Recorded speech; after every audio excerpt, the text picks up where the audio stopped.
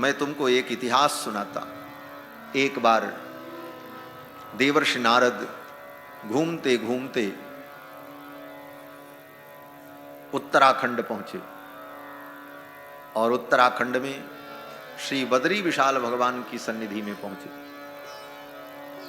वहां पर देवर्षि नारद की भेंट सनकादिकों से हुई। सनक, सनंदन, सनातन, सनत कुमार, ये ब्रह्मा जी के मानस पुत्र चारों भाई बदरिकाश्रम में सत्संग के लिए विराजमान थे। ये चारों भाई सदा सत्संग करते हैं। बोले सदा सत्संग कैसे करते हैं? बोले चारों साथ में ही रहते हैं। उसी में से एक व्यक्ति व्यासपीठ पर बैठ करके कथा सुनाता है और तीन जो हैं वो श्रोता बन जाते हैं।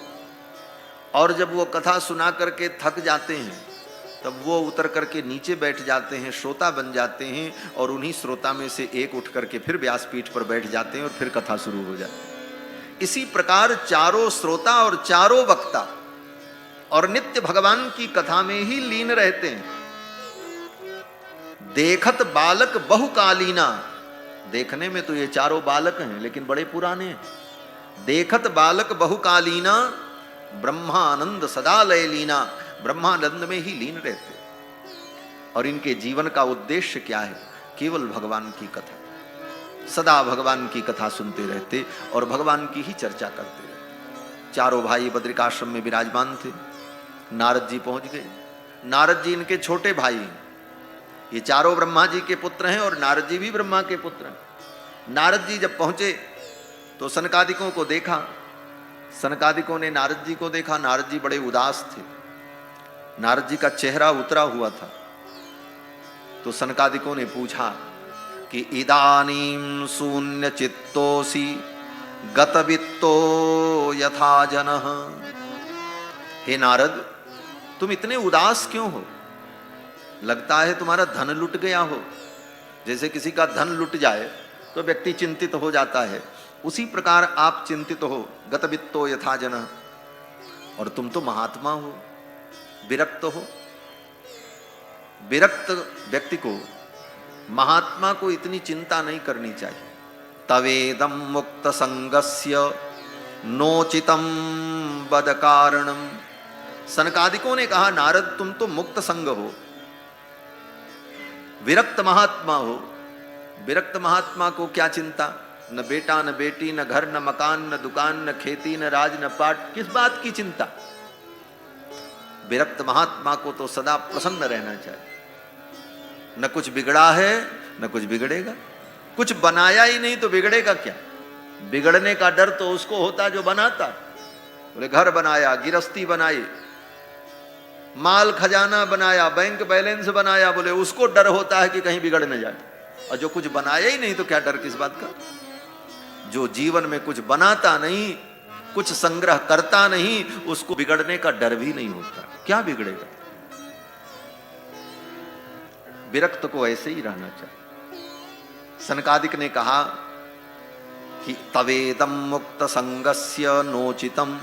तुम्हारे जैसे मुक्त संग व्यक्ति के लिए ये उचित नहीं है। क्यों इतने चिंतित हो? तब नारद जी ने अपनी चिंता का कारण बताया। नारद जी ने कहा हे मुनिवर, मैंने सोचा पृथ्वी बहुत उत्तमा है, ये पृथ्वी बड़ी अद्भुत है। इस पृथ्वी पर बड़े बड़े पवित्र तीर्थ हैं और भगवान ने अवतार लेकर के अपने चरणों से इस पृथ्वी को धन्य किया है। तो मैं तीर्थों में भ्रमण करूं, ये सोच करके मैं तीर्थों में भ्रमण करने के लिए निकला। नारद जी कहते मैं सभी तीर्थों में गया।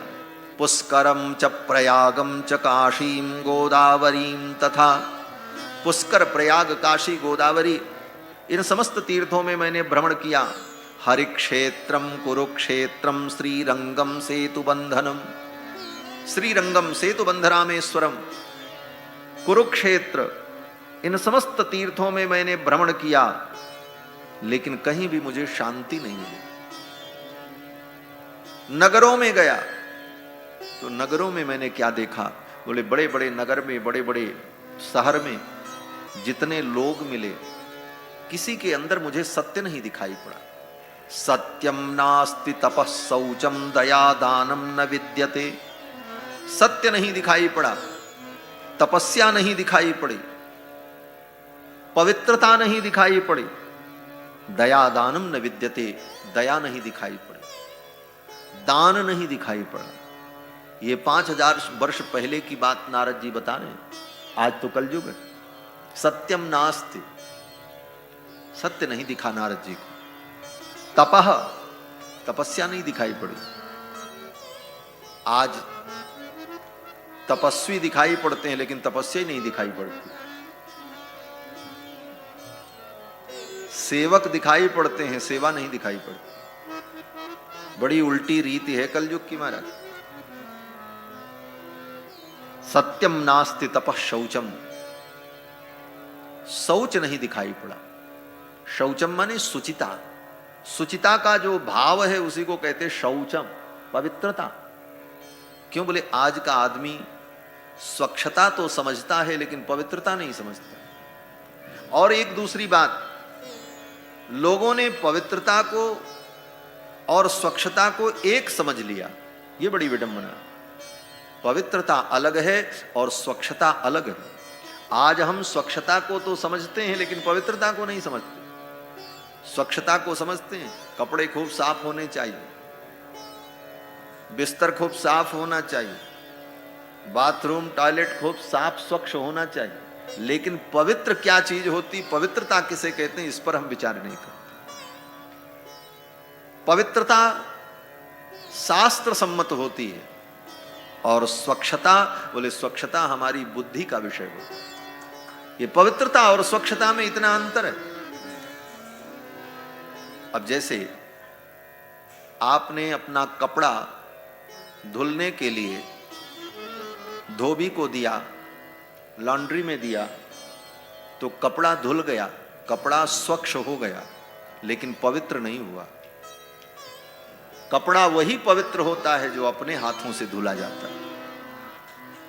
अपने हाथों से धुले हुए वस्त्र पवित्र होते हैं। अपने हाथ का मतलब अपने घर में धुले गए वस्त्र। वहां तो धुला गया लेकिन धुलने के बाद वो कहां कहां रखा गया और किस किस व्यक्ति ने स्पर्श किया, स्वच्छ तो हो गया लेकिन वो पवित्र नहीं। आपका बाथरूम, उसमें टाइल्स लगी हो, मार्बल लगा हो, बेश कीमती मार्बल और टाइल्स लगे हो, और उसे आप क्लीन कर दो, साफ कर दो, बाथरूम स्वच्छ तो हो गया लेकिन पवित्र नहीं हुआ। पवित्रता तो शास्त्र सम्मत होती। और गाय की गौशाला, बोले गाय की गौशाला में स्वच्छता नहीं दिखाई पड़ेगी। गाय की गौशाला में मक्खियां उड़ती रहेंगी। गाय की गौशाला में गोमूत्र और गोबर की गंध आती रहेगी। वहां कीचड़ होगा, गोबर पड़ा होगा, गोमूत्र पड़ा होगा, वहां स्वच्छता नहीं होगी लेकिन पवित्रता होगी। पवित्रता और स्वच्छता में इतना अंतर है। होटल में जो भोजन आपको मिलेगा वो होटल का भोजन स्वच्छ होगा, बड़ा साफ सुथरा, चमकती हुई कटोरियों में और सजे हुए तरीके से और चमकते हुए प्लेट में चमकती हुई चिम्मच लगा करके आपको दिया जाएगा और देने वाले लोग भी बड़े साफ सुथरे आपको दिखाई पड़ेंगे। स्वच्छता तो बहुत होगी लेकिन पवित्रता नहीं। पवित्रता तो भोजन में तब होगी जब पवित्र विधि से, पवित्र व्यक्ति के द्वारा, पवित्र वातावरण में, पवित्र पात्र में, पवित्र वस्तुओं के द्वारा निर्मित किया गया होगा, तब वो भोजन पवित्र होगा। तो पवित्रता और स्वच्छता में इतना अंतर। आज हम स्वच्छता तो समझते हैं लेकिन पवित्रता नहीं समझते।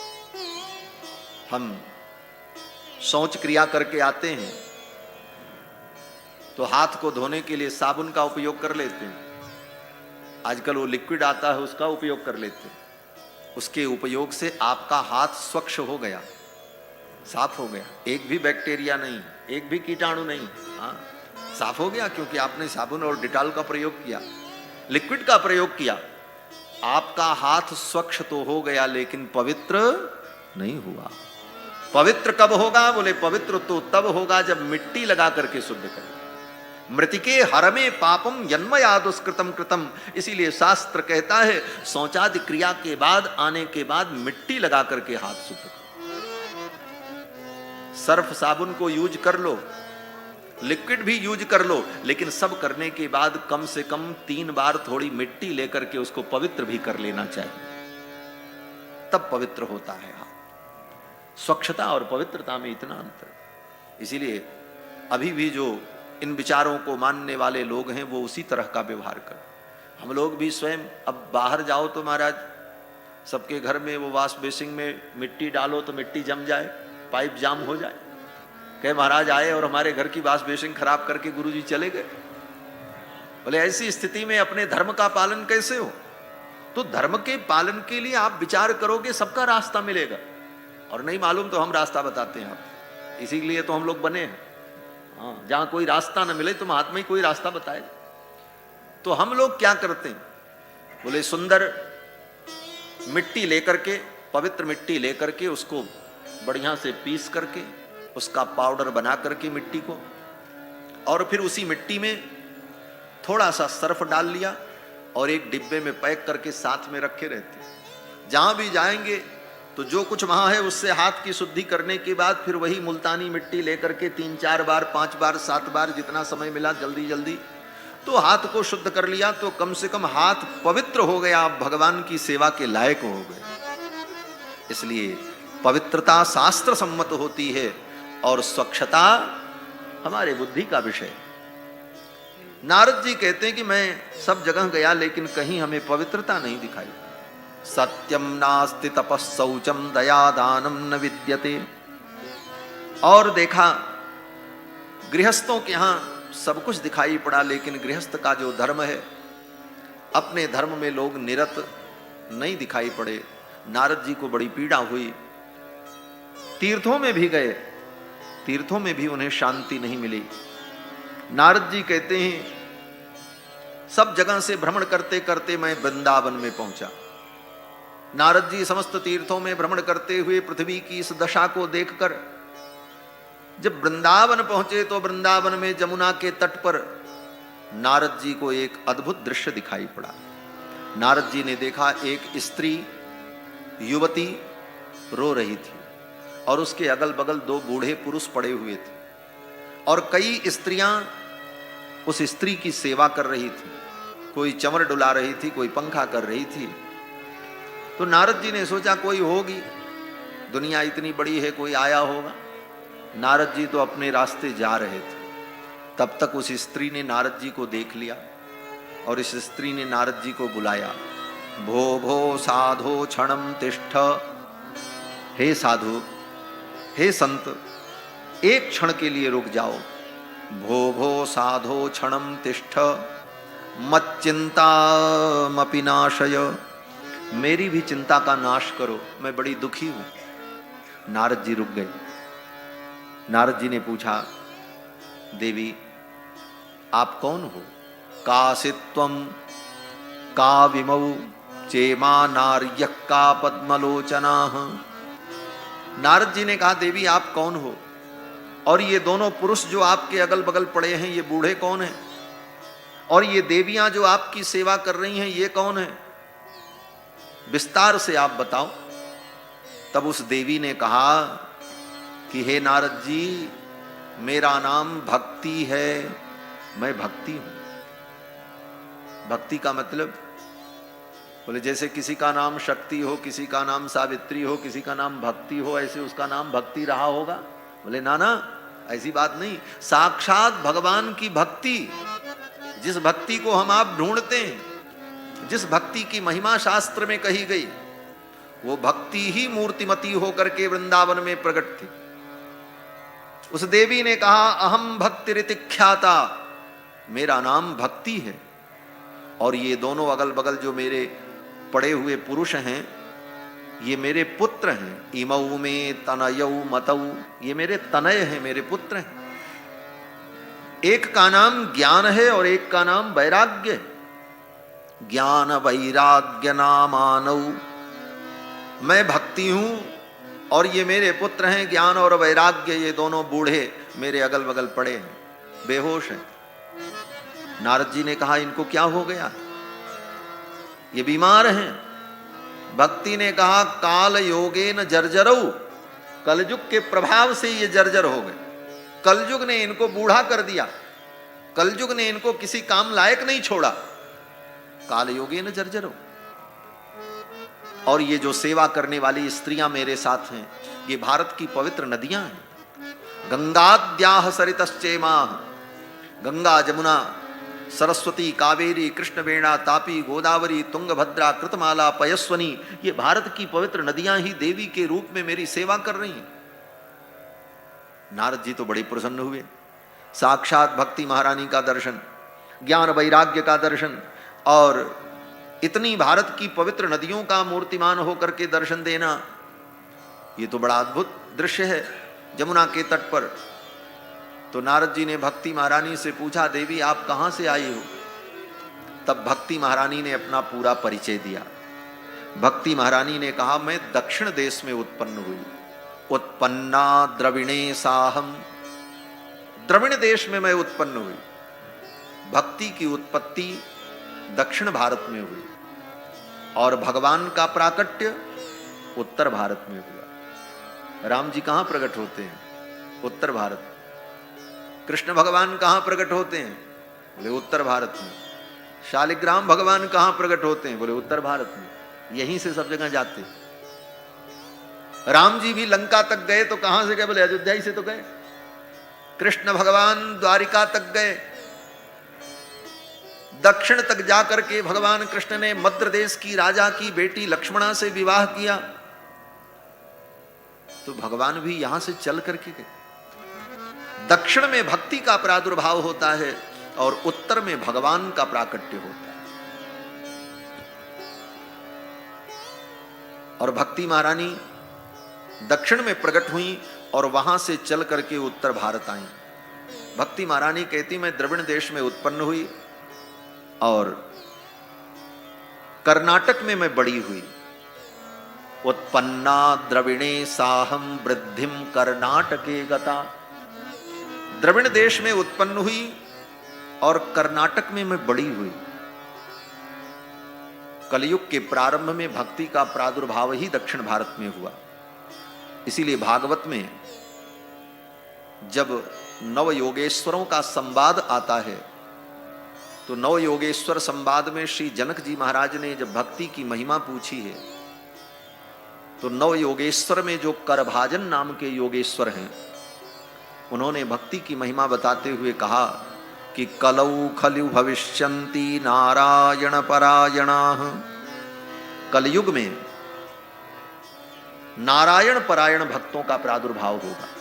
कलयुग में भगवान की भक्ति की विशेष महिमा होगी। क्वचिन क्वचिन महाराज द्रविणेषु च भूरिशः।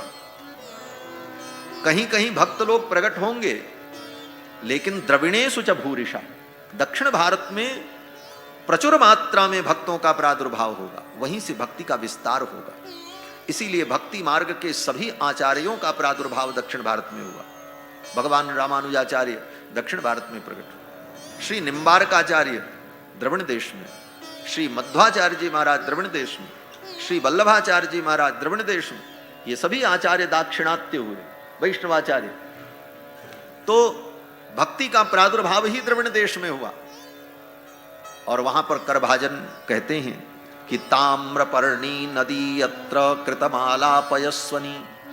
दक्षिण भारत में ताम्रपर्णी, कृतमाला और पयस्वनी, कावेरी और महानदी, ये दक्षिण भारत की बड़ी प्रसिद्ध नदियां हैं।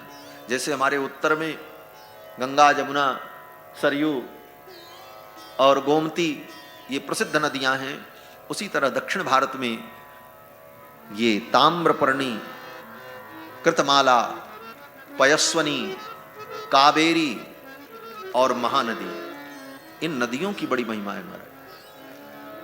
करभाजन योगेश्वर कहते हैं, हे जनकराज, इन नदियों के तट पर जिनका जन्म होता है वे जन्मजात भगवान के भक्त होते हैं। ऐसी महिमा है महाराज। ताम्रपर्णी नदी यत्र कृतमाला पयस्वनी पिबंती जलम तासाम। इन नदियों का जो जल पीता है उनके हृदय में भगवान की भक्ति का प्रादुर्भाव हो जाए। ये दक्षिण भारत के उन प्रदेशों में बहने वाली इन पवित्र नदियों की महिमा है। कलौ खलि भविष्यन्ति वासुदेवे, भगवान वासुदेव के चरणों में परम प्रीति रखने वाले भक्तों का प्रादुर्भाव द्रविड़ देश में होगा। तो भक्ति का प्रादुर्भाव ही द्रविड़ देश में होगा। भक्ति महारानी प्रकट हुई द्रविड़ देश में और उत्तर भारत के लिए चल पड़ी। द्रविड़ देश में प्रकट होकर के उत्तर भारत की ओर क्यों चली, दक्षिण भारत की ओर और आगे चली जाती कहीं, इधर क्यों आई? बोले इसलिए आई कि भक्ति कभी भी आएगी तो भगवान के चरणों में ही आएगी, और भगवान तो उत्तर में विराजे, इसलिए भक्ति उत्तर दिशा की ओर चल पड़ी। ये संकेत है। कहां चली? बोले तमिल प्रांत से भक्ति कर्नाटक की ओर आगे बढ़ी, कर्नाटक के बाद महाराष्ट्र, महाराष्ट्र के बाद गुजरात, तभी तो उत्तर आएगी। तो भक्ति महारानी कहती है मैं द्रविड़ देश में प्रकट हुई और फिर जब कर्नाटक में आई तो मैं बड़ी हो गई। वृद्धिम कर्नाटके गता, कर्नाटक में भक्ति को वृद्धि की प्राप्ति हुई, बड़ी हो गई। ये कर्नाटक का एक अर्थ तो यही है, कर्नाटक प्रांत, लेकिन एक विशेष अर्थ भक्तों के द्वारा किया जाता है कि भक्ति कर्नाटक में आकर के बड़ी क्यों हुई, वृद्धिम कर्नाटके गता। तो कहते हैं कर्नाटक का मतलब कर्णाभ्याम अयते प्राप्यते यत्, कानों के द्वारा हमें जो प्राप्त होता है। क्या प्राप्त होता? बोले कानों के द्वारा भगवान की कथा प्राप्त होती है। जो व्यक्ति कानों से निरंतर भगवान की कथा सुनता रहता है उसकी भक्ति अपने आप बढ़ने लगती है। वृद्धिम कर्नाटके गता, ये कर्नाटक का तात्पर्य। अर्थात कानों से हम निरंतर भगवान की कथा सुनते रहें, भक्ति अपने आप बढ़ती रहेगी। भक्ति को बढ़ाने का यही मूल मंत्र है, खूब भगवान की कथा सुनो, खूब कथा सुनो, बार बार सुनो। कब तक सुनो? बोले जब तक ये जीवन है तब तक सुनो। यही तो भागवत में कहते हैं व्यास जी, निगम कल्पतरोर गलितम फलम शुकमुखाद अमृत द्रव संयुतम पिबत भागवतम रसम। कब तक पिबत? कहते हैं आलयम, जब तक मृत्यु न हो जाए तब तक इस कथा को सुनते रहो, बार बार सुनो। भगवान की कथा सुनने से ही भक्ति बढ़ती है। ज्ञान तो पढ़ने से हो जाएगा, वैराग्य बोले वैराग्य पढ़ने से हो जाएगा, लेकिन भक्ति बोले भक्ति सुनने से होगी, पढ़ने से नहीं होगी। भक्ति का सिद्धांत पढ़ लेने से भक्ति नहीं आती, भक्ति को तो सुन करके पाएगा। जो जितनी कथा सुनेगा, भगवान का गुणानुवाद सुनेगा, उसे भक्ति प्राप्त होगी। उद्धव जी का चरित्र देख लो भागवत में। उद्धव जी परम ज्ञानी, साक्षात बृहस्पति के शिष्य, साक्षात बृहस्पते शिष्य उद्धवो बुद्धि सत्तमा। परम बुद्धिमान उद्धव जी देवगुरु बृहस्पति के शिष्य हैं, साधारण के चेले नहीं। और वो उद्धव जिनको खूब ज्ञान है, विद्या है, वैराग्य है, और भगवान भी उनको मिल गए। कृष्ण के सखा हैं, कृष्णस्य दयितः सखा, अत्यंत दयित प्रिय सखा हैं कृष्ण के। लेकिन वो भक्ति उद्धव में नहीं दिखाई पड़ी जो भक्ति वृंदावन की गोपियों में थी। ज्ञान भी है, वैराग्य भी है, और ज्ञान वैराग्य के फल भगवान भी हैं, लेकिन भक्ति नहीं दिखी। तब बोले तब उद्धव को कथा सुनने के लिए जाना पड़ा। कहां जाना पड़ा? बोले मथुरा छोड़कर, भगवान को छोड़ करके वृंदावन आना पड़ा, और गोपियों के मुख से कृष्ण कथा को जब सुना तब उद्धव के हृदय में भक्ति का जागरण हुआ। भगवान ने उद्धव को इसीलिए भेजा वृंदावन, जाओ। बोले भगवान की कथा सुनने के लिए भगवान को छोड़ करके आना पड़ा। इसीलिए भक्त कहते हैं हे प्रभु आप छूट जाओ कोई बात नहीं, लेकिन आपकी कथा न छूटने पाओ। आप छूट जाओ कोई बात नहीं। और यही गोपियों ने उद्धव को कहा। जब उद्धव जी आए तो गोपियों ने बड़ी खरी खोटी सुनाई। किसकी बात करते हो उद्धव? उस कृष्ण की? वो कपटी, वो छलिया? अरे वो केवल ऊपर से काला नहीं है, वो तो दिल से भी काला है। गोपियों ने बहुत कुछ कहा है। भ्रमर गीत पढ़ लेना भागवत का। भ्रमर गीत में गोपियों ने क्या नहीं कहा भगवान को। बोले वो कपटी। उद्धव तुम उसको आज से जानते हो, उसको मैं कई जन्मों से जानती हूं। उद्धव तो चक्कर में पड़ गए, ये ज्योतिषी हैं क्या? पंडिता है। ये गोपियां कहती मैं कई जन्मों से जानती हूं। उद्धव ने कहा क्या जानती हो? गोपियों ने कहा ये आज जो कृष्ण है ना तुम्हारा सखा, ये पहले त्रेता युग में भी प्रकट हुआ था अयोध्या में राम बन करके, और उस समय का चरित्र भी मैं जानती हूं इसका। ये आज का कपटी नहीं। बेचारी शूर्पणखा, आहा कितनी अच्छी थी बेचारी, ऐसे ही कहा गोपियों ने।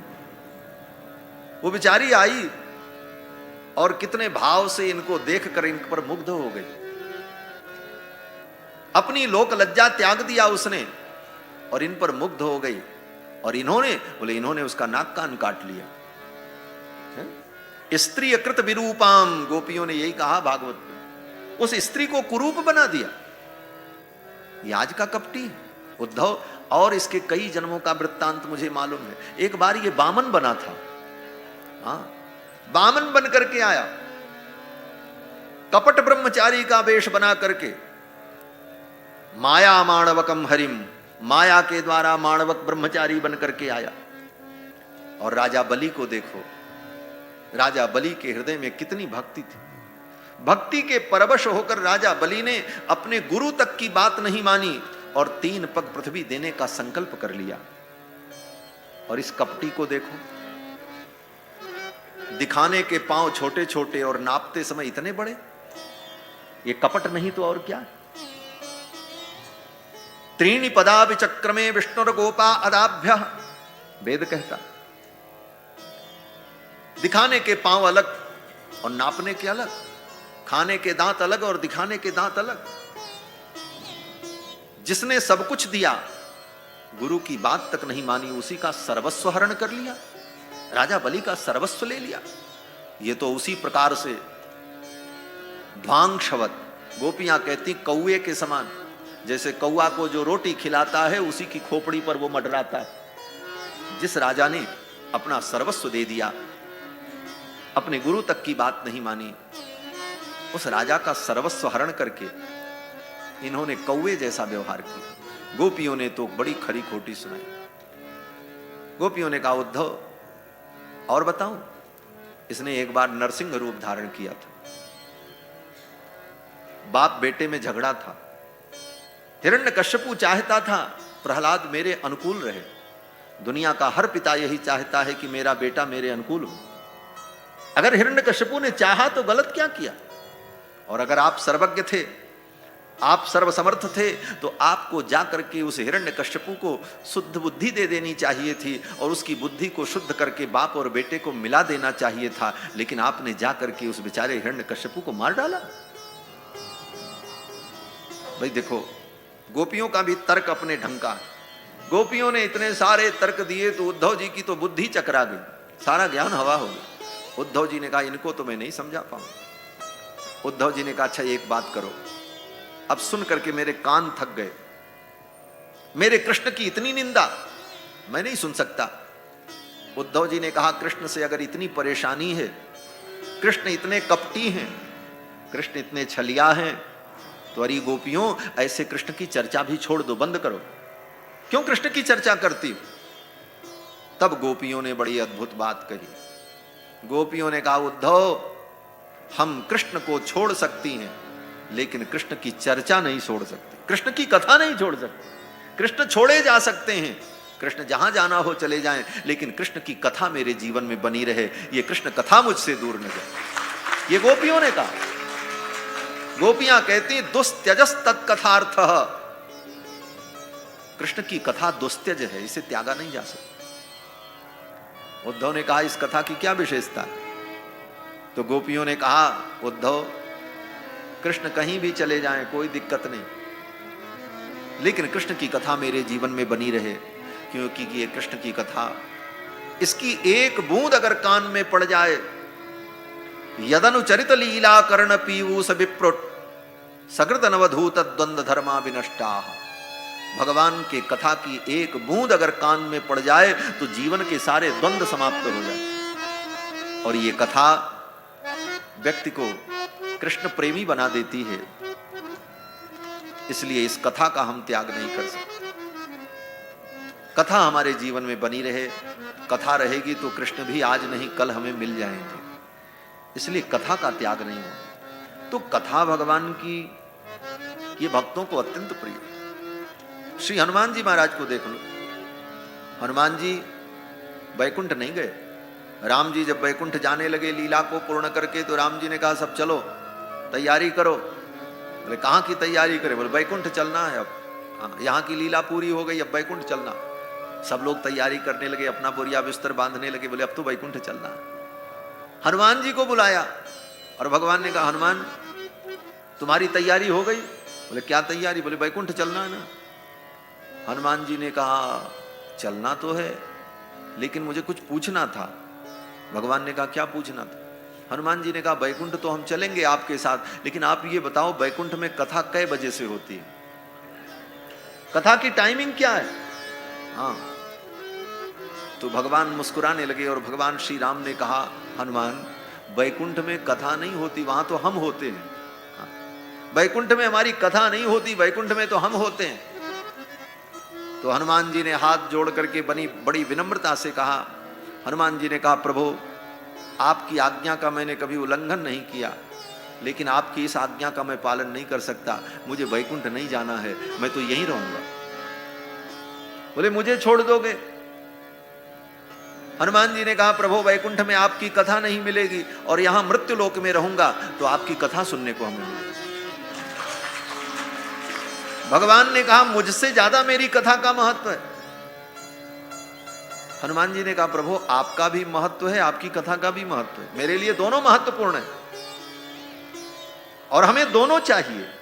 भक्त को कथा भी चाहिए और ये जिसकी कथा है वो भी चाहिए।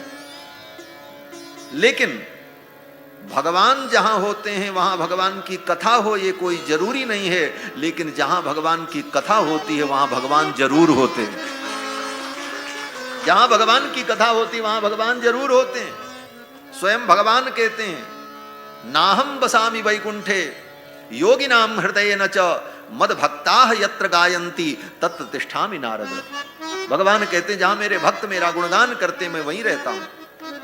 हनुमान जी ने कहा प्रभु इस मृत्युलोक में आपकी कथा भी मिलेगी और जहां कथा होगी वहां आप भी मिलोगे, और वैकुंठ में केवल आप मिलोगे, आपकी कथा नहीं मिलेगी, इसलिए मैं तो यहीं रहूंगा। और नहीं गए हनुमान जी महाराज। आज भी श्री हनुमान जी महाराज इसी पृथ्वी पर विराजमान है। सप्त चिरंजीवियों में उनकी गणना होती है। अश्वत्थामा बलिर्व्यासो हनुमाश्च विभीषण कृपा परशुरामश्च सप्तैते चिरजीविनः। हनुमान जी महाराज आज भी विराजमान हैं केवल भगवान की कथा सुनने की। और जहां कहीं भगवान की कथा हो, राम जी की, कृष्ण जी की, हनुमान जी सब जगह पहुंच जाते हैं। बुलाना नहीं पड़ता, न बुलाना पड़ता है, न निमंत्रण कार्ड भेजना पड़ता है, न उनको रास्ता बताना है, न एड्रेस बताना है, कुछ नहीं, वो तो आ जाते हैं। इसीलिए हनुमान जी की जब स्तुति करते हैं तो क्या कहते हैं? यत्र यत्र रघुनाथ कीर्तनम तत्र तत्र कृतमस्तकांजलिम वाष्पवारि परिपूर्ण लोचनम मारुतिम नमत राक्षसांतकम। जहां कहीं भगवान की कथा हो, यत्र यत्र रघुनाथ कीर्तनम, यत्र तत्र सर्वत्र कहीं भी भगवान की कथा हो, हनुमान जी सब जगह पहुंच जाते हैं और भगवान की कथा सुनते हैं। तो ये भगवान की कथा सुनने से ही भक्ति का संवर्धन होता है। भक्ति कहां बड़ी हुई? बोले कर्नाटक में। भक्ति महारानी कर्नाटक में बड़ी हुई। महाराष्ट्र में इनका कहीं कहीं प्रचार हुआ। और फिर भक्ति महारानी कहती हैं हे मुनिवर गुजरात में आकर के मैं जीर्ण हो गई। गुर्जरे जीर्णताम गता। गुजरात में आकर के भक्ति जीर्ण शीर्ण हो गई। कारण बोले गुजरात में उस समय पाखंड की अधिकता थी, और जहां पाखंड होता है वहां पर भक्ति जीर्ण हो जाती है, कमजोर हो जाती है। गुजरात में पहले पाखंड बहुत था। ये तो नरसिंह जी की कृपा है कि नरसिंह जी ने गुजरात की भूमि को पवित्र कर दिया। श्री नाभादास जी महाराज अपने भक्तमाल ग्रंथ में कहते हैं कि जगत विदित नरसी भगत जेहि गुज्जर धर पावन करी। जगत विदित नरसी भगत जिन्होंने गुजरात की भूमि को पवित्र कर दिया। महास्मारत लोग भक्ति लवलेश न जाने, माला मुद्रा देख तासु की निंदा ठाने। ऐसे वहां पर लोग थे जो माला मुद्रा देखकर भगवान नाम संकीर्तन और भगवान की चर्चा सुन करके कुढ़ते थे, उसकी निंदा करते थे। इस कारण गुजरात में भक्ति जीर्ण हो गई। वो तो नरसिंह जी महाराज की कृपा भई कि नरसिंह जी ने गुजरात की भूमि को भक्तिमय बना दिया। भक्ति महारानी कहती गुजरात में मैं जीर्ण हो गई, वहां से किसी प्रकार में वृंदावन आई, तो वृंदावन में आकर के मैं तो जवान हो गई, मैं तो युवती हो गई, लेकिन मेरे पुत्र ज्ञान वैराग्य अभी भी जीर्ण शीर्ण पड़े हैं, इनके उद्धार का आप कोई उपाय करो।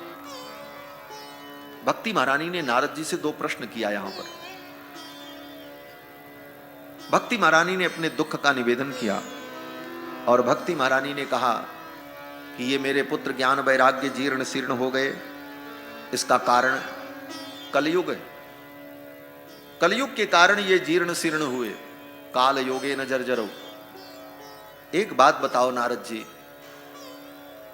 इस कलयुग को राजा परीक्षित ने क्यों छोड़ दिया? ये कलयुग राजा परीक्षित को मिला था? भक्ति महारानी प्रश्न करती हैं कि कथम परीक्षिता राज्ञ स्थापितो ह्यसुचि कलिः। इस अपवित्र कलयुग को राजा परीक्षित ने क्यों स्थापित किया? इसे मार देते, काम खत्म हो जाता, न कलयुग रहता, न पाप अधर्म होता। तो राजा परीक्षित ने इसे छोड़ क्यों दिया? और दूसरा प्रश्न, बोले परीक्षित ने छोड़ दिया कोई बात नहीं, भगवान तो सर्वज्ञ हैं, भगवान सब कुछ जानते हैं, तो भगवान ने इस कलयुग को क्यों बचा करके रखा? करुणा पारेण हरिणा अधर्म कथमीक्षते। करुणा वरुणालय भगवान तो सर्वसमर्थ हैं, वो इस अधर्म को कैसे सहन करते हैं, कलयुग के अधर्म को? और भगवान चाहें तो 1 मिनट में सब कुछ ठीक हो जाए। इस कलयुग को भगवान क्यों नहीं समाप्त कर देते? ये 2 प्रश्न भक्ति महारानी ने भगवान से किया, और नारद जी से किया। इन 2 प्रश्नों में जो दूसरा प्रश्न है, ये हमारा आपका भी प्रश्न है। जब धर्म अधर्म की बात आती है, कलयुग में इतना अधर्म हो रहा है, कलयुग में इतना अधर्म हो रहा है, तो कभी न कभी हमारे आपके मन में भी ये प्रश्न आता है, ये सब क्यों हो रहा है? अरे भगवान तो सब जान रहे हैं, और भगवान तो कुछ भी कर सकते हैं, तो फिर भगवान ये सब ऐसा क्यों होने दे रहे हैं? ये प्रश्न हमारे आपके मन में भी। भाई कोई पापी पाप कर रहा है, इतने अधर्म कर रहा है, भगवान 1 सेकंड में चाह लें तो सब ठीक हो जाए। कोई व्यक्ति कोई अधर्म कर रहा है, उसी समय भगवान उसकी जीवन लीला ही समाप्त कर दें। 1 व्यक्ति मर जाए, 2 व्यक्ति मर जाए, तीसरा स्वयं सावधान हो जाएगा, गलती नहीं करना, नहीं तो हम भी चले जाएंगे। तो भगवान तो 1 क्षण में सब कुछ ठीक कर सकते, फिर भगवान ऐसा क्यों नहीं करते? तो नारद जी ने इन दोनों प्रश्नों का बड़ा सुंदर उत्तर दिया। पहले प्रश्न का उत्तर दिया कि राजा परीक्षित ने कलयुग को क्यों छोड़ दिया? तो कहते हैं राजा परीक्षित ने कलयुग को इसलिए छोड़ दिया कि कलयुग में दोष तो बहुत है, लेकिन इसकी एक विशेषता भी है, जो विशेषता अन्य युगों में नहीं पाई जाती। जिस विशेषता के कारण परीक्षित ने कलयुग को छोड़ दिया, बोले इसको भी रहने दो, इसका भी उपयोग है। किस प्रकार से? बोले जैसे मधुमक्खी होती है ना, जिससे हनी मिलती, मधु। मधुमक्खी क्या है? बोले मक्खी ही तो है, मक्खी की ही एक प्रजाति है, मक्खी कोई देवता तो नहीं है, मक्खी की ही एक प्रजाति है मधुमक्खी। और ये मक्खी तो उतना दुख नहीं देती जितना वो देती है। काट ले महाराज मधुमक्खी, तो मधुमक्खी का डंक लग जाए तो घंटों जलन होती है, लेकिन उस मधुमक्खी को पालते हैं, मधुमक्खी पालन किया जाता है। क्यों? बोले उसके अंदर दोष तो बहुत है, मक्खी है, काट ले तो पीड़ा भी होती है, लेकिन उसका एक सबसे बड़ा लाभ है कि वो फूलों पर बैठकर फूलों के रस को बटोर करके जो मधु तैयार करती है, वो काम दूसरा कोई नहीं कर सकता। वो विशेषता उसी में। भले वो काटती है, दुख देती है, लेकिन उस मक्खी में जो विशेषता है वो विशेषता अन्य किसी प्राणी में नहीं। दुनिया में कोई आज तक मशीन नहीं बनी ऐसी जो मशीन फूलों पर जाए और वहां से रस ले आवे और आपके लिए बढ़िया हनी तैयार कर दे। आज तक नहीं बनी। डुप्लीकेट भले लोग बना ले, चीनी उनी घोर करके, आजकल नकली मधु भी बनने लगी, सब कुछ कलयुग में तो सब नकली ही नकली है हमारा। लेकिन वो प्रक्रिया तो मधुमक्खी में ही हो सकती है, दूसरे में नहीं हो सकती। इस कारण से उस मधुमक्खी को पाला जाता है, लेकिन सावधानी पूर्वक पाला जाता है। उसी प्रकार कलयुग में बहुत दोष है, लेकिन कलयुग में एक विशेषता है। बोले क्या विशेषता है? बोले सतयुग में भगवान का ध्यान करने से जो फल मिलता है, त्रेता में बड़े बड़े यज्ञ करने का जो फल होता है, द्वापर में भगवान की पूजा करने का जो फल होता है, कलयुग में भगवान का नाम लेने से, भगवान की कथा सुनने से वही फल प्राप्त हो जाता। ये कलयुग की विशेषता है। कृते अध्याय तो पुंसाम त्रेतायाम यजतो मखैहि द्वापरे परिचर्यायाम कलौ तद हरि कीर्तनात्। कलयुग में भगवान के नाम संकीर्तन से वो फल प्राप्त हो जाता है। और कलयुग की एक विशेषता और है, कलिकर एक पुनीत प्रतापा मानस पुण्य हो ही नहीं पापा। ये गोस्वामी तुलसीदास जी रामायण में लिखते हैं कि कलयुग का एक महत्व यह भी है कि कलयुग का पुनीत प्रताप है कि कलयुग में मानस पुण्य होता है, मानस पाप नहीं होता। ये मानस पुण्य पाप का मतलब, बोले सतयुग में अगर कोई मन से भी सोच ले कि सामने वाले व्यक्ति की हम खोपड़ी फोड़ दें, किसी कारण से उसके मन में भाव आया ये सामने वाले को मैं मारूं, इसकी खोपड़ी फूट जाए, तो सतयुग में अगर मन में भी सोच लिया तो पाप लग गया, खोपड़ी फोड़ने का पाप लग गया।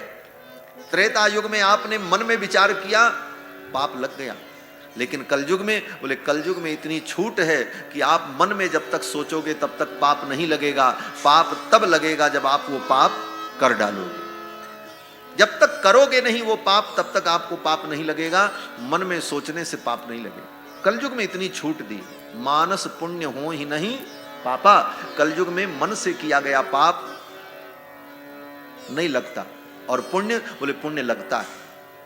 कलयुग में आपके मन में ये भाव आवे कि हम अयोध्या जाते, वृंदावन जाते, संतों का दर्शन करते, भगवान का दर्शन करते, ये मन में भाव आया, भले आप नहीं जा पाए वृंदावन अयोध्या, लेकिन आपको पुण्य प्राप्त हो गया, क्योंकि मन से आप चले। कलयुग की ये विशेषता है। कलयुग में मन से किया गया पुण्य तो होता है, लेकिन मन से किया गया पाप नहीं होता। पाप तो वो होगा जो आप अपने शरीर से करोगे। ये कलयुग की विशेषता, मानस पुण्य हो ही नहीं पापा। इस कारण से कलयुग की इन विशेषताओं को देख करके ही महाराज परीक्षित ने कलयुग को छोड़ दिया। बोले रहने दो, इस कलयुग में लोग भगवान का नाम लेकर के तर जाएंगे, न तपस्या की जरूरत पड़ेगी, न साधना की जरूरत पड़ेगी। राम राम राम राम कहते कहते लोग संसार सागर से पार हो जाएंगे। ये सुविधा है, इसलिए कलयुग को छोड़ दिया। और रही बात भगवान इसको सहन क्यों करते हैं, तो इसका उत्तर दिया नारद जी ने कि अयम तु युग धर्मो ही वर्तते कस्य दूषणम अतस्तु पुंडरीकाक्षः सहते निकटे स्थितः। भगवान जानते हैं कलयुग का यही धर्म है। कलयुग में ऐसे ही होगा जो हो रहा है, यही कलयुग का धर्म है। इसको कहते हैं युग धर्म। हर युग का अलग अलग धर्म होता है। सतयुग का धर्म अलग है, त्रेता का धर्म अलग है, द्वापर का धर्म अलग है, और कलयुग का धर्म अलग है। इस कलयुग में यही होता है जो हो रहा है। इसलिए भगवान सब कुछ देखते हुए सहन करते हैं। अयम तो युग धर्मो ही वर्तते कस्य दूषणम अतस्तु पुंडरीकाक्षः सहते निकटे स्थितः। इसीलिए भगवान निकट में रह करके भी सब कुछ सहन करते रहते हैं। भक्ति महारानी बड़ी संतुष्ट हुई। भक्ति महारानी ने कहा, आपकी जय हो हे मुनिवर, आपने बड़ी कृपा की। अब आप ये कृपा करो, मेरे पुत्र ज्ञान वैराग्य को ठीक कर दो। नारद जी ने कहा ठीक है। नारद जी ने क्या किया, बोले ज्ञान वैराग्य के कान के पास जाकर उपनिषद सुनाया।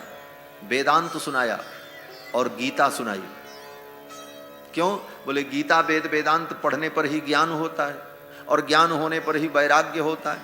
तो नारद जी ने सोचा ज्ञान का भंडार इनको सुना दें, ये ज्ञान उठ करके बैठ जाएगा और वैराग्य भी उठ करके बैठ जाएगा।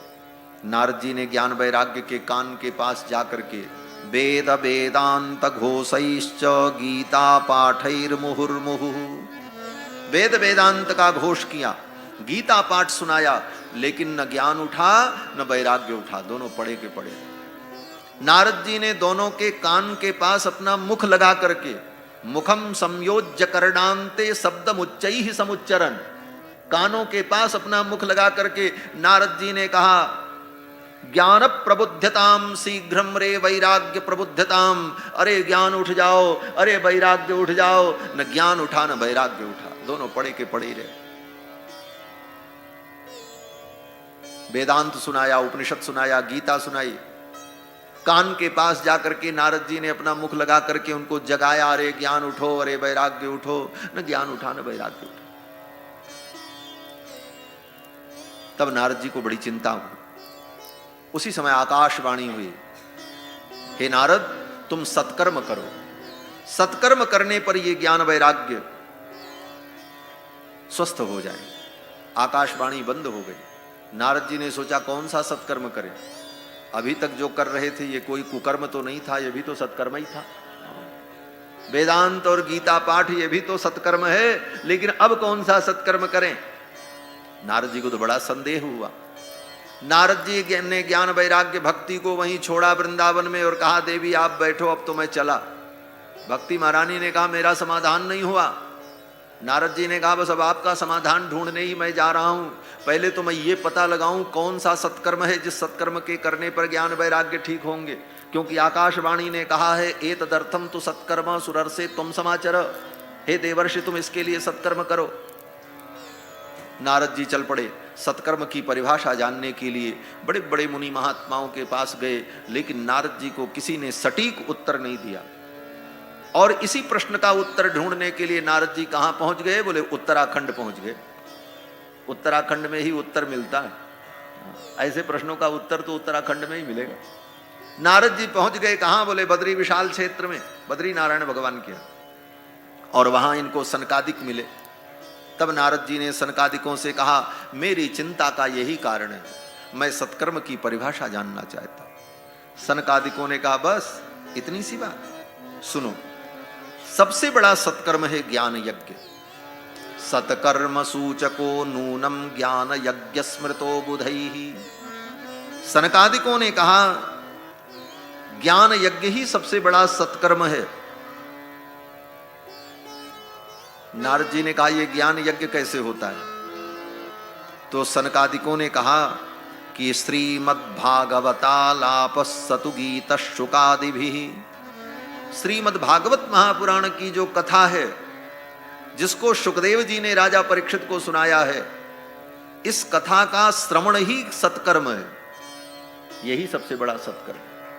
इस कथा को जो श्रवण करे यही सत्कर्म है, और इसी सत्कर्म से ज्ञान वैराग्य दोनों ठीक हो जाएंगे। नारद जी ने कहा हमने वेदांत सुना दिया, गीता सुना दी, उपनिषद सुनाया, ज्ञान वैराग्य हिले भी नहीं, ज्यों के त्यों पड़े रहे, तो ये भागवत सुनने से वो कैसे ठीक हो जाएंगे? सनकादिकों ने कहा वेद वेदांत का जो सार है वही तो भागवत है। जो काम वेद वेदांत से नहीं हुआ वो भागवत से हो जाएगा, जबकि ये भागवत भी वेद वेदांत का ही सार है। किस प्रकार से? बोले जैसे गन्ने के रस से चीनी बनती है, बनती तो गन्ने से ही चीनी है, लेकिन जो काम चीनी करती है वो गन्ना नहीं करता। आपको हलवा बनाना हो, चाय बनानी हो, तो आप सोचो कि गन्ना से ही सारी चीनी बनती है, तो लाओ गन्ना ही डाल दें, हलवा में गन्ना डाल दो, हलवा बनेगा? नहीं बनेगा। चाय में गन्ना डाल दो, बनेगा? नहीं बनेगा। लेकिन विधि पूर्वक उस गन्ने के रस को निकाल करके, पका करके, परिपक्व करके, सुखा करके जब शक्कर बना ली गई, तो अब उस शक्कर को आप जहां डालोगे वहीं मीठा हो जाएगा। चाहे हलवा में डाल दो, चाहे चाय में डालो, चाहे दूध में डालो। लेकिन वो काम गन्ना नहीं कर सकता जो काम शक्कर करेगी। उसी प्रकार से जैसे दूध में घी है, लेकिन आप सोचो कि पूड़ी बनानी है तो दूध में तो घी है ही है, कड़ाही में दूध डाल दें और उसी में पूड़ी छान लें, पूड़ी छनेगी? बोले नहीं छनेगी। दूध में घी विद्यमान है, लेकिन जब तक एक प्रक्रिया के द्वारा उस घी को उससे अलग नहीं किया जाएगा तब तक वो घी उपयोग में नहीं आएगा। और जब उसे निकाल लिया गया, दही जमा करके मथ करके उसके सार को, उसके घी को निकाला, बोले वो घी अब रख लो, जो चाहो सो बन जाए, पूड़ी बन जाए, पकौड़ी बन जाए, गुलाब जामुन बन जाए, जो छानना बनाना हो सब बनता रहेगा, विविध व्यंजन बनेंगे। लेकिन कब? बोले जब प्रक्रिया के द्वारा दूध से उस घृत को निकाल लिया। उसी प्रकार वेद वेदांत के अंदर ही भक्ति रस व्याप्त है, लेकिन वेद वेदांत के अंदर व्याप्त जो भागवत धर्म है, उस धर्म को वेद व्यास जी ने अपनी बुद्धि में जमाया, जैसे दही जमाया जाता है, और फिर अपने तर्क की मथानी से उसे मथा और मथ करके उसका जो सार निकाला, वही सार श्रीमद् भागवत महापुराण, सारे वेद वेदांत का सार। इसके श्रवण से ही ज्ञान वैराग्य ठीक हो जाएंगे। नारद जी तो बड़े प्रसन्न हुए और नारद जी ने कहा तो अब आप ही सुना दो ये कथा। सनकादिकों से कहा, सनकादिकों ने कहा हम सुना दें?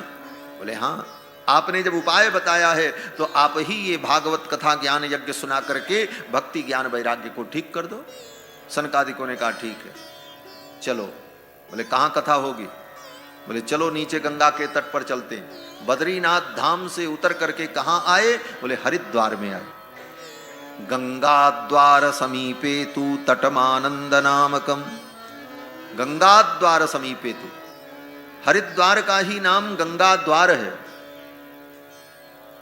वेद व्यास जी ने हरिद्वार का नाम बदल के गंगा द्वार कर दिया। गंगा द्वार समीपे तु तटमानंद नामकम। गंगा द्वार कहने से क्या फायदा हुआ? वेद व्यास जी ने सोचा हरिद्वार कहने में बड़ा झगड़ा है। बोले क्या झगड़ा है? बोले भगवान विष्णु के भक्त जो हैं वैष्णव, वो कहते हैं इसका नाम हरिद्वार। क्यों? बोले ये हरि का द्वार है, यहां से बद्रीनाथ धाम जाया जाता है, ये हरि का द्वार है, इसलिए इसका नाम हरिद्वार। भगवान शंकर के भक्तों ने कहा नहीं नहीं, इसका नाम हरद्वार है। क्यों? बोले यहां से भगवान हर के यहां जाया जाता, केदारनाथ जाया जाता। अब दोनों में झगड़ा शुरू हो गया। बोले भाई ये हरद्वार है कि हरिद्वार है? तो वेद व्यास जी ने कहा झगड़ा मिटा दो। बोले क्या झगड़ा? बोले नाम बदल दो, इसका नाम गंगा द्वार। गंगा द्वार समीपे तु तटमानंद नामकम। गंगा द्वार। क्यों? बोले गंगा द्वार कहने से किसी को आपत्ति नहीं है। क्यों? बोले गंगा का संबंध दोनों से है। गंगा भगवान विष्णु के चरणों से प्रकट होती है और भगवान शिव के मस्तक पर विराजमान होती है। गंगा का दोनों से संबंध, इसलिए वेद व्यास जी ने कहा इसका नाम गंगा द्वार ही ठीक है। गंगा द्वार समीपे तु तटमानंद नामकम। गंगा के तट पर, आनंद तट पर कथा का आयोजन हुआ। कथा सुनाने कौन आए? सनक सनंदन सनातन सनत कुमार। और आयोजक कौन है? बोले देवर्षि नारद। अब तो महाराज इस चर्चा को सुन करके बड़े बड़े ऋषि मुनि महात्मा लोग कथा सुनने के लिए वहां आ गए। श्री भागवत पीयूष पानाय रसलम पटाह। श्री भागवत पीयूष, पीयूष माने अमृत, भागवतामृत को पीने के लिए रस लंपट, जो इस रस की महिमा को जानते हैं वे लंपट लोग आ गए। ऐसे तो लंपट व्यक्ति अच्छा नहीं होता, लेकिन रस लंपट, हाँ, कथा लंपट। बोले कथा लंपट होना बहुत अच्छी बात है। और बड़े बड़े कथा लंपट जो थे वो सब आ गए, रस लंपटाह। और ये रस लंपट कौन है? बोले भृगुर वसिष्ठश्च वनश्च गौतमो मेधातिथिर देवल देवरातौ। भृगु, वशिष्ठ, च्यवन, गौतम, मेधातिथि, देवल, देवरात। परशुराम जी महाराज, मृकंड पुत्र मार्कंडेय, छाया शुक, महर्षि जाजली, ये बड़े बड़े महामुनि लोग कथा सुनने के लिए गंगा के तट पर आए। अकेले नहीं आए, सहपुत्र शिष्याह, अपने पुत्र को, अपने शिष्य को, सबको लेके आए। अपनी पत्नियों को भी ले आए महाराज। स्वस्त्री भिरायुत रति प्रणयेन युक्ताः। पत्नी को, पुत्र को, शिष्य को, सबको लेकर के ये मुनि महात्मा लोग गंगा के तट पर कथा सुनने के लिए आए। और कौन आया? बोले वेदांतानि च वेदाश्च, सारे उपनिषद कथा सुनने के लिए आए, चारों वेद कथा सुनने के लिए आए। सप्तदश पुराणानि, भागवत को छोड़ करके जो 17 पुराण थे वे पुराण भी मूर्तिमान होकर के कथा सुनने के लिए आए। गंगाद्या सरितस्तथा, गंगादि नदियां कथा सुनने के लिए आ गईं। पर्वत आए, नगादयो, पर्वत आए कथा सुनने के लिए। वन आए, क्षेत्र आए।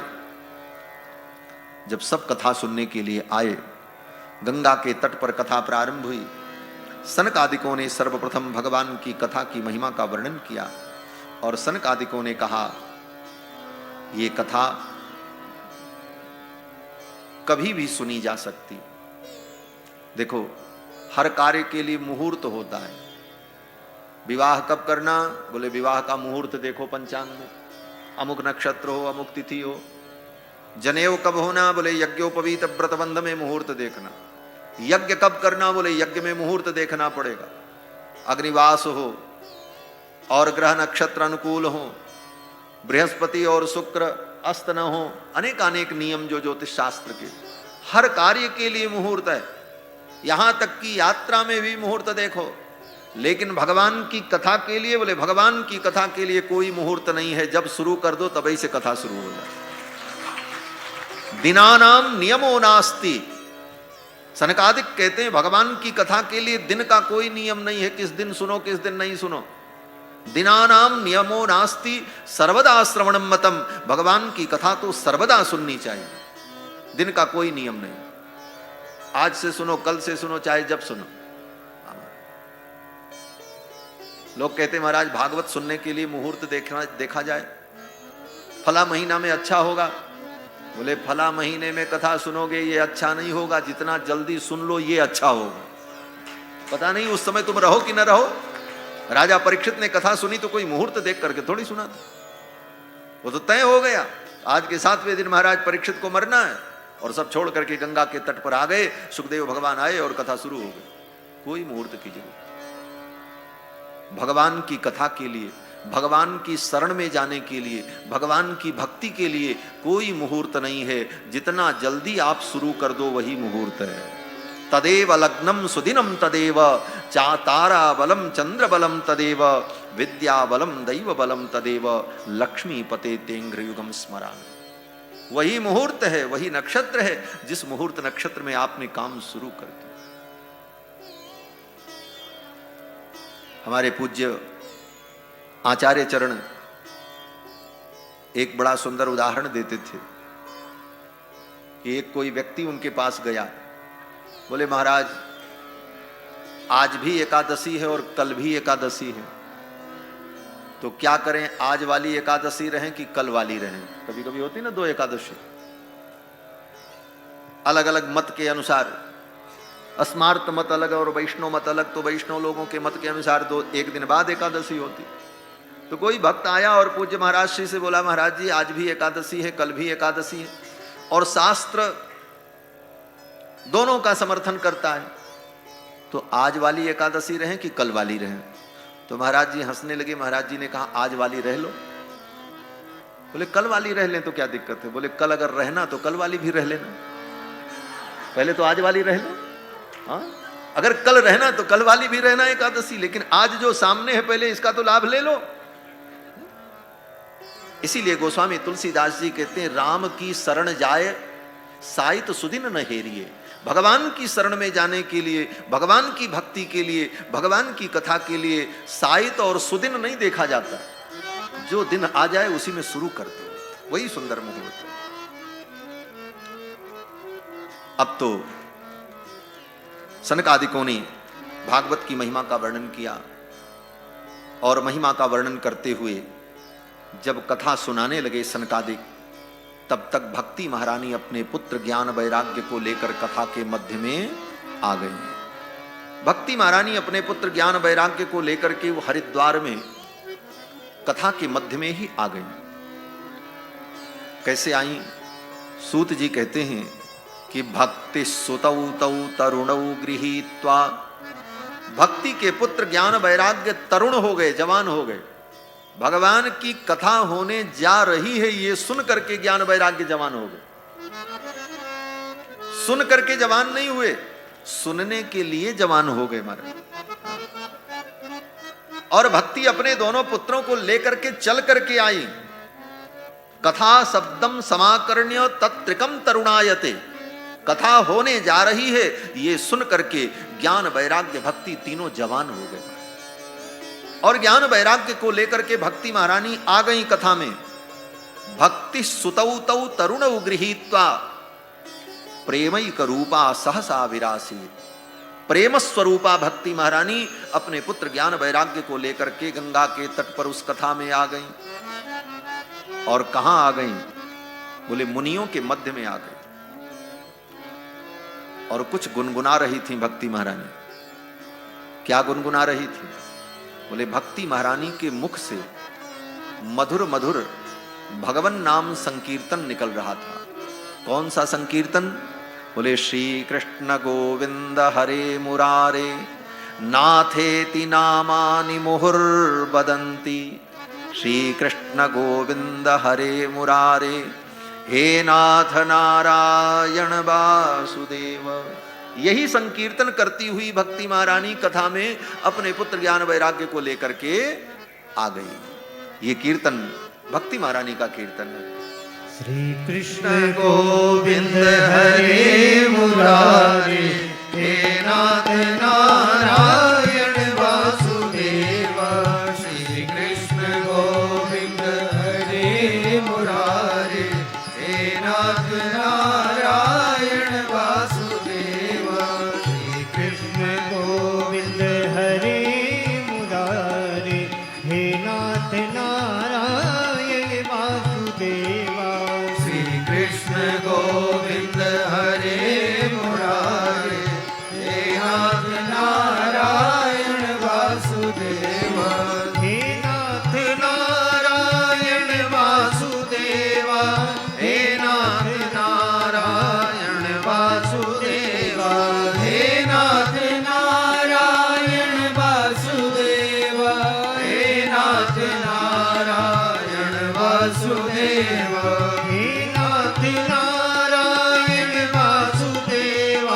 हे नाथ नारायण वासुदेव।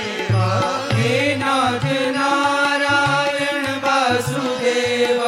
हे नाथ नारायण वासुदेव। श्री कृष्ण गोविंद हरे मुरारे हे नाथ नारायण वासुदेव। श्री कृष्ण गोविंद मुरारे हे नाथ नारायण वासुदेव। श्री कृष्ण गोविंद हरे मुरारे हे नाथ नारायण वासुदेव। श्री कृष्ण गोविंद हरे मुरारे हे नाथ नारायण वासुदेव। श्री कृष्ण गोविंद हरे मुरारे हे नाथ नारायण वासुदेव। श्री कृष्ण गोविंद हरे मुरारे हे नाथ नारायण वासुदेव। श्री कृष्ण गोविंद हरे मुरारे हे नाथ नारायण वासुदेव। श्री कृष्ण गोविंद हरे मुरारे हे नाथ नारायण वासुदेव। श्री कृष्ण गोविंद हरे मुरारे हे नाथ नारायण वासुदेव। श्री कृष्ण गोविंद हरे मुरारे हे नाथ नारायण वासुदेव। राधे कृष्ण राधे कृष्ण राधे राधे राधे कृष्ण राधे कृष्ण राधे कृष्ण राधे राधे राधे कृष्ण राधे कृष्ण राधे कृष्ण राधे राधे राधे कृष्ण राधे कृष्ण राधे कृष्ण राधे राधे राधे कृष्ण राधे कृष्ण राधे कृष्ण राधे राधे राधे कृष्ण राधे कृष्ण राधे कृष्ण राधे राधे राधे कृष्ण राधे कृष्ण राधे कृष्ण राधे राधे राधे कृष्ण राधे कृष्ण राधे कृष्ण राधे राधे राधे कृष्ण राधे कृष्ण राधे कृष्ण राधे राधे राधे कृष्ण राधे कृष्ण राधे कृष्ण राधे राधे राधे कृष्ण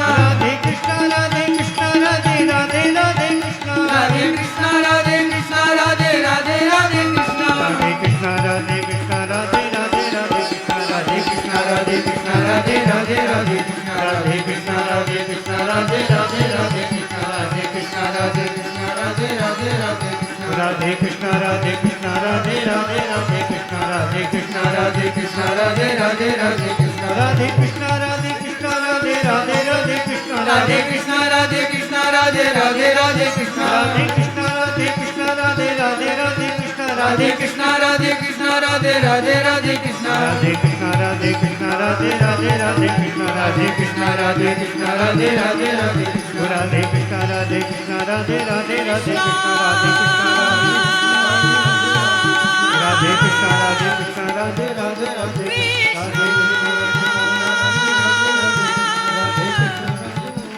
कृष्णा कृष्णा कृष्णा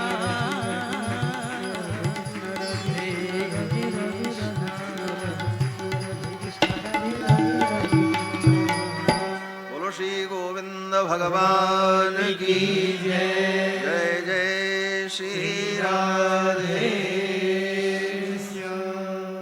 भक्ति महारानी यही कीर्तन करती हुई कथा के मध्य में आ गई और बीचों बीच में आ गई महाराज।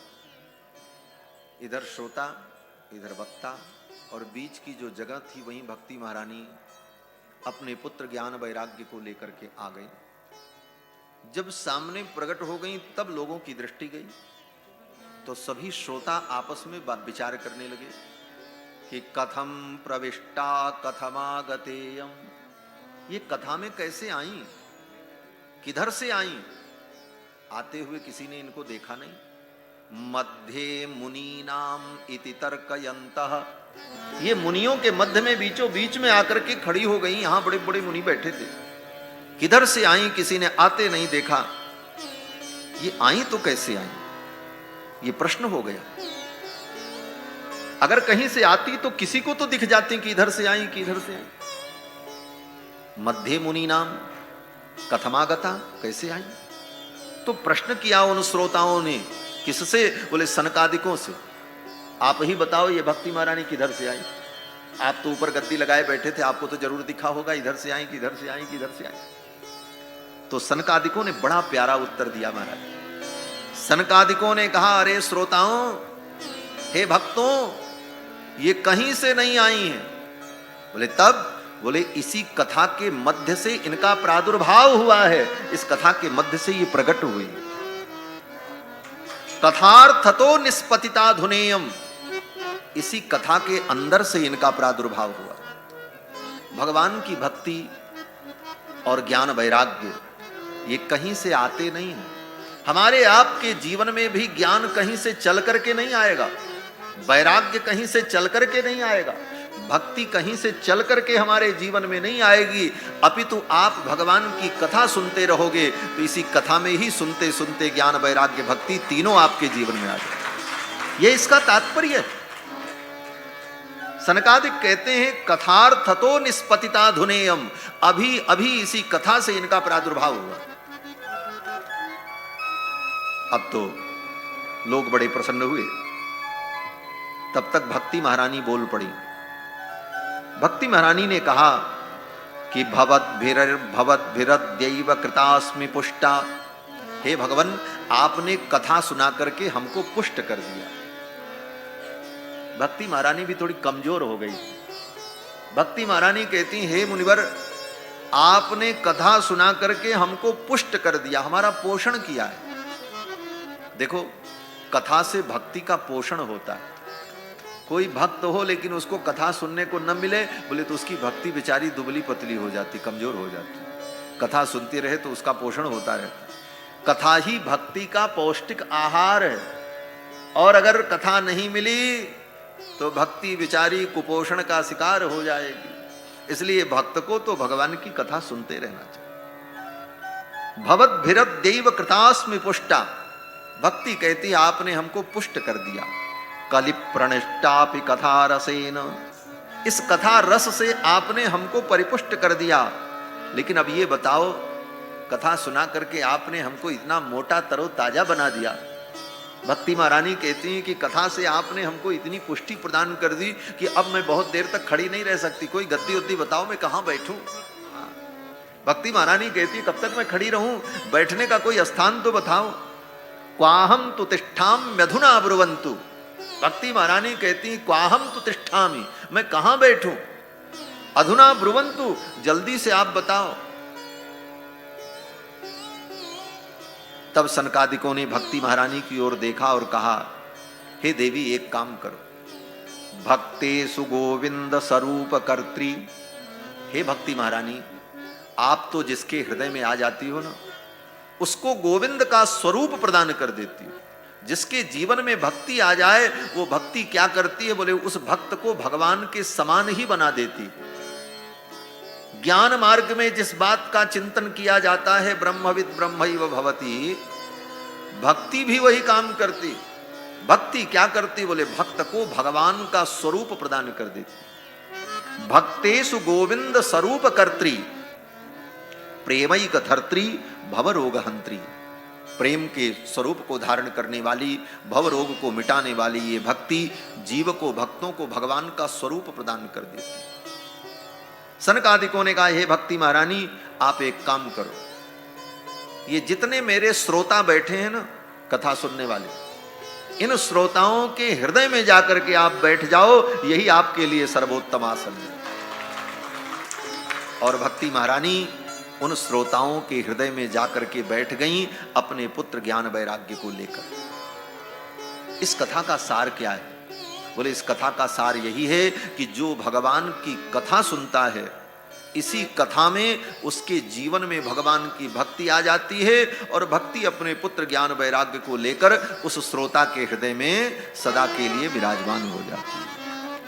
भक्ति और ज्ञान वैराग्य को ढूंढने के लिए कहीं जाने की जरूरत नहीं, कथा में आओ, कथा श्रवण करो, ज्ञान वैराग्य भक्ति तीनों प्राप्त हो गए। बोले भक्ति हृदय में बैठ गई, इसका फल क्या होगा, तो आगे इसका फल कहते हैं, भक्ति जिसके हृदय में बैठ गई वो धन्य हो जाता है। सकल भुवन मध्य निर्धनास्तेपि धन्या, निवसत हृदयेषाम श्री हरेर भक्ति रेखा।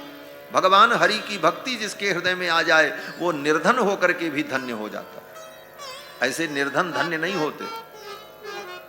संसार में लोग कहते हैं निर्धन आदमी तो किसी काम का नहीं, धन्य तो वही जिसके पास धन हो। धन्य शब्द का अर्थ ही होता है जिसके पास धन हो उसको धन्य कहते हैं, जिसके पास मान हो उसको मान्य कहते हैं। मान्य माने सम्मान्य, सम्मान के योग्य। तो जिसके पास धन वो धन्य। लेकिन व्यास जी कहते नहीं, सकल भुवन मध्य निर्धनास्तेपि धन्या, इस भुवन में वो निर्धन प्राणी भी धन्य हो जाता है जिसके जीवन में भगवान की भक्ति आ जाती है। बोले निर्धन धन्य कैसे हो जाएगा भक्ति आने पर? भक्ति के आने पर वो धन्य कैसे हुआ? कौन उसको पूछेगा? इस दुनिया में निर्धन को कौन पूछता है? पैसे वाले को ही सब पूछते हैं। यस्यास्ति वित्तम स नरः कुलीनः स एव वक्ता सच दर्शनीयः सर्वे गुणाः कांचनमाश्रयन्ति। तो उस निर्धन को कौन पूछता? उसके तो दरवाजे पर कोई झांकने भी नहीं जाएगा। तो सनकादिक बड़ा सुंदर उत्तर देते हैं। सनकादिक कहते हैं कोई उसके यहां जाए चाहे न जाए, अगर भक्ति आ गई हृदय में तो जानते हो उसका कुशल क्षेम पूछने के लिए कौन जाएगा? उसका हाल समाचार लेने के लिए कोई दुनिया का आदमी आवे ना आवे, लेकिन स्वयं भगवान अपना बैकुंठ छोड़ करके उसके लिए चले आते। हरिरपि निज लोकम सर्वथा तो विहाय, भगवान हरि अपना लोक छोड़ करके कहां आएंगे? बोले प्रविशत हृदय तेषाम भक्ति सूत्रोपनद्धा, भक्ति के सूत्र में बंध करके भगवान उसके हृदय में आकर के बैठ जाए। किसके हृदय में? बोले जिसके हृदय में भगवान की भक्ति आ गई। अब ये सब होगा कैसे? बोले पहले कथा सुनो। जब कथा सुनोगे तो भक्ति आएगी अपने पुत्र ज्ञान वैराग्य को लेकर के, और जब भक्ति आ गई बोले तब कौन आएगा? बोले फिर भगवान आएंगे और भगवान भी आकर के उसके हृदय में बैठ जाएंगे। और जिसके हृदय में भक्ति और भक्ति के पुत्र ज्ञान वैराग्य और भगवान स्वयं आकर के विराजमान हो जाएं, उस प्राणी से ज्यादा धन्य और दुनिया में कौन हो सकता है? यही धन्यता का स्वरूप है। प्रविशत हृदय तेषाम भक्ति सूत्रोपनद्धा। सूत जी महाराज कहते हैं कि ये भगवान की कथा चित्तस्य शोधाय कलौ पवित्रतम, इस कलयुग में चित्त को, अंतःकरण को शुद्ध करने के लिए भगवान की कथा से बढ़ करके कोई श्रेष्ठ साधन नहीं है। फिर तो सनकादिकों ने देवर्षि नारद को और भक्ति महारानी को कथा सुनाते हुए, कथा की महिमा सुनाते हुए धुंधुकारी का उपाख्यान सुनाया। धुंधुकारी की कथा आप सभी को मालूम है। धुंधुकारी अपने पाप कर्मों के कारण प्रेत हो गया।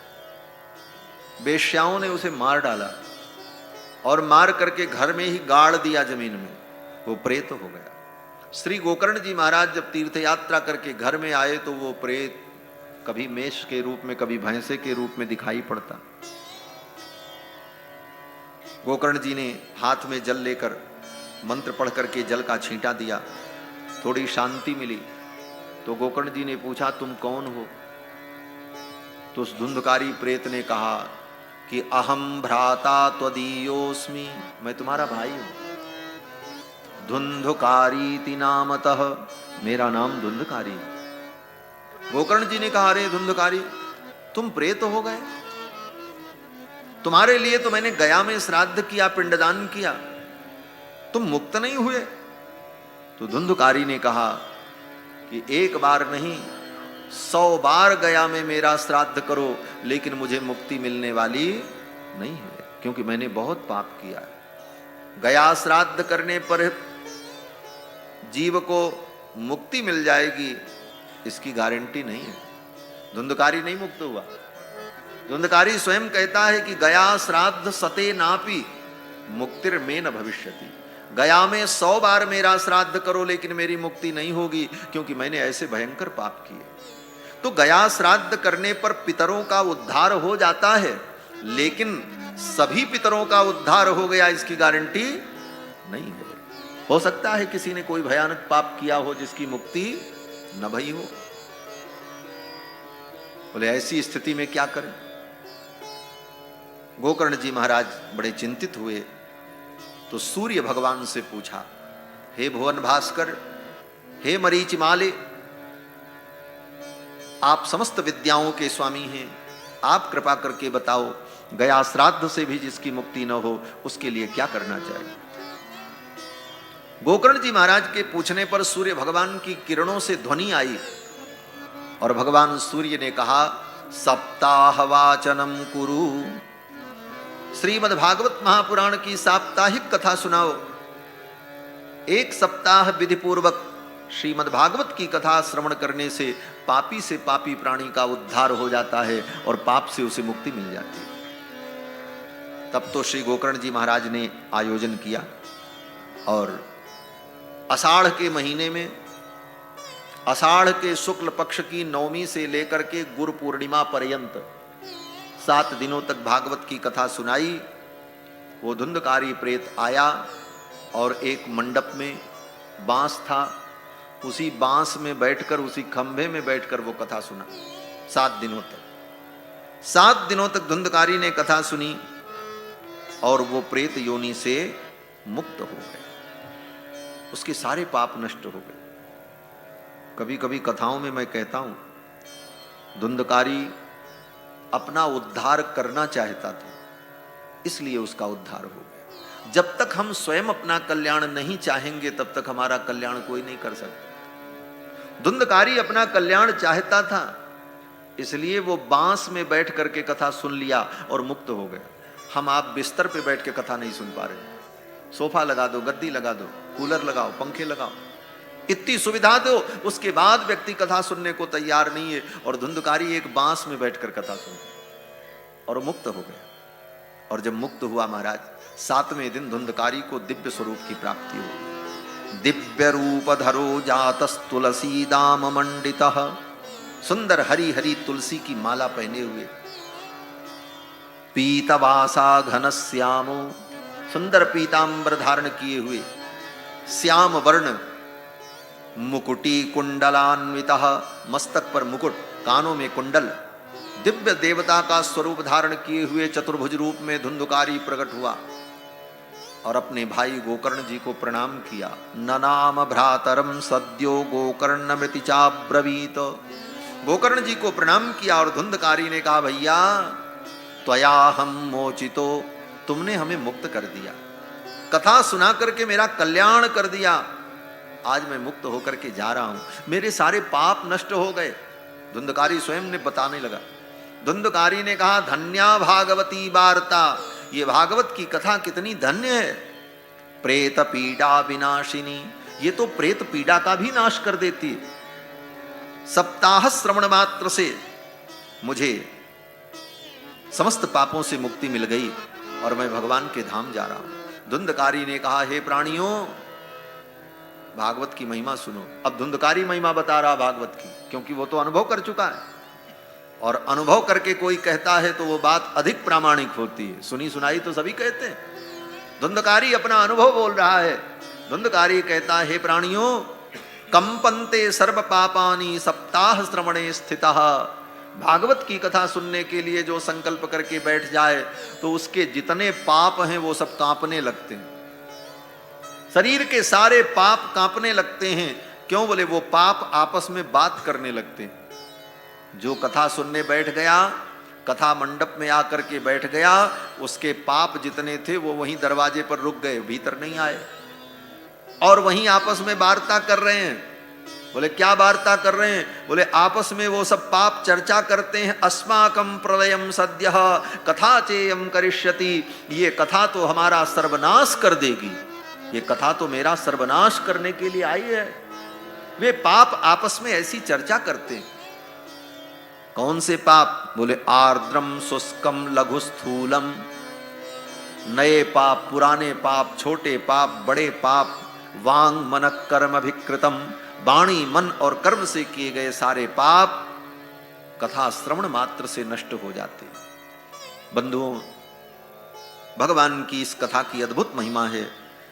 धुंधकारी ने भगवान की कथा की महिमा का वर्णन किया और फिर दिव्य विमान में बैठकर धुंधकारी भगवान के धाम को चला गया। इस कथा को सुनकर के धुंधकारी को प्रेत योनि से मुक्ति की प्राप्ति हो गई। गोकर्ण जी महाराज बड़े प्रसन्न हुए। फिर तो गोकर्ण जी के गांव के जितने लोग थे उन लोगों ने कहा, कथा तो हमने भी सुनी, हमारे लिए विमान नहीं आया। तो गोकर्ण जी ने धुंधकारी के लिए जो विमान आया था, उस विमान में बैठ करके धुंधकारी जब जाने लगा तो गोकर्ण जी ने कहा, अरे भाई सुनो सुनो, उस विमान में बैठे हुए भगवान के जो पार्षद थे, उन पार्षदों से गोकर्ण जी ने पूछा कि कथा तो सबने सुनी, लेकिन आप एक ही विमान लेकर के क्यों आए? सबके लिए विमान लेकर के आना चाहिए था। आनीतानि विमानानि न तेषां युगपत् कुतः अत्रैव बहवः सन्ति श्रोतारो मम निर्मलाः। गोकर्ण जी ने कहा, ये मेरे इतने श्रोता, इन श्रोताओं के लिए आप विमान लेकर के नहीं आए, केवल धुंधकारी के लिए विमान लेकर के आए। तो भगवान के पार्षदों ने उत्तर दिया, श्रवणस्य विभेदेन फल भेदोत्र संस्थितः। श्रवण के भेद से फल का भेद हुआ। श्रवण भेद क्या है? भगवान के पार्षदों ने कहा, देखो कथा तो सबने सुनी, श्रवणम तो कृतम सर्वैः न तथा मननम कृतम। कथा तो सबने सुनी, लेकिन जितना मनन धुंधकारी ने किया उतना मनन किसी ने नहीं किया, इसलिए फल का भेद हो गया। धुंधकारी क्या करता था? बोले बाकी लोग तो कथा सुनते थे, लेकिन कथा जब समाप्त हो जाती थी, प्रातःकालीन सत्र में 9 बजे से 12 बजे तक कथा हुई, और 12 बजे कथा जब समाप्त भई तो श्रोता लोग जल्दी जल्दी उठे और अपने अपने घर भागे। और रास्ते में जाते समय सब चर्चा कर रहे थे, जल्दी चलो अभी घर का काम करना है, कुछ भोजन वोजन बना लें। क्यों? बोले 3 बजे से फिर कथा शुरू हो जाएगी। और घर में गए, जल्दी जल्दी ये काम वो काम सब काम किया और फिर कथा सुनने आए। और फिर कथा सुन करके 3 घंटे बाद सायंकालीन सत्र सुन करके जब जाने लगे तो सब फिर वही रास्ते में चर्चा करते जाते, देखो सुबह का काम बाकी रह गया था, अभी तो ये करना, अभी तो वो करना। और फिर जाकर के भोजन करके थक करके सो जाते। सवेरे फिर कथा में चले आते।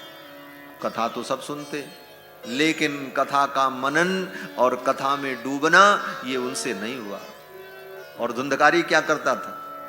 बोले धुंधकारी को तो कोई काम था नहीं, न उसकी गृहस्थी थी, न उसका कोई घर था, न उसको कोई काम था।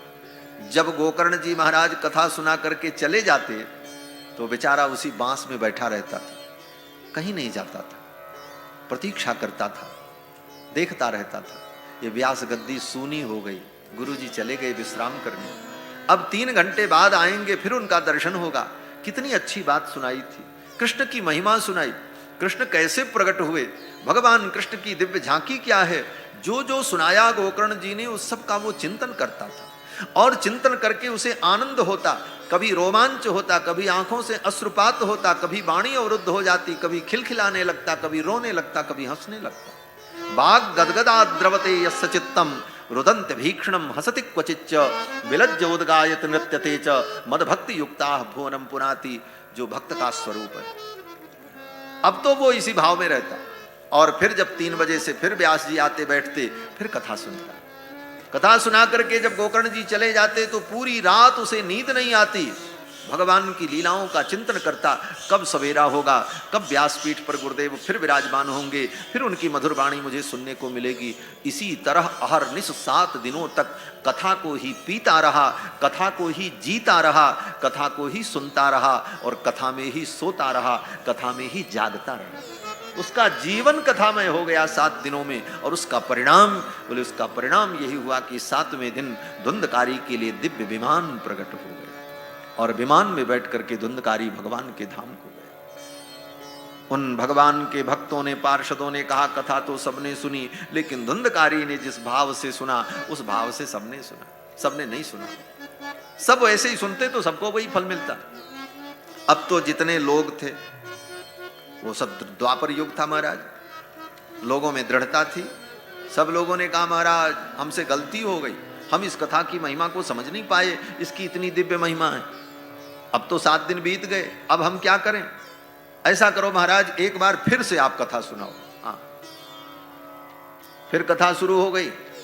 7 दिन की कथा पूरी हुई तब तक दूसरी सप्ताह फिर शुरू हो गई। 14 दिन की कथा हो गई लगातार। और गोकर्ण जी ने सुनाया, वही कथा यहां भी हो रही है, 15 दिन हो गई, चिंता मत करो। 1 सप्ताह पूरा होगा, दूसरे सप्ताह में भी यही कथा चलेगी। भगवान की तो कथा लगे हाथ दूसरा सप्ताह प्रारंभ हुआ और दूसरे सप्ताह में सभी श्रोताओं ने दत्तचित्त होकर के कथा सुनी। सब काम छोड़ दिया, कथा ही कथा। श्रोता वक्ता दोनों कथा में डूब गए। और परिणाम क्या हुआ?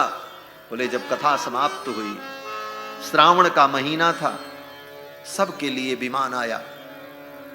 सूत जी कहते हैं कि गोकर्ण जी महाराज और उनके गांव के जितने लोग थे सब लोग विमान में बैठे और भगवान कृष्ण उन सब को लेकर के गोलोक चले गए। किस प्रकार से? तो उदाहरण देते हैं सूत जी कि अयोध्यावासिनः पूर्वम यथा रामेण संगताः।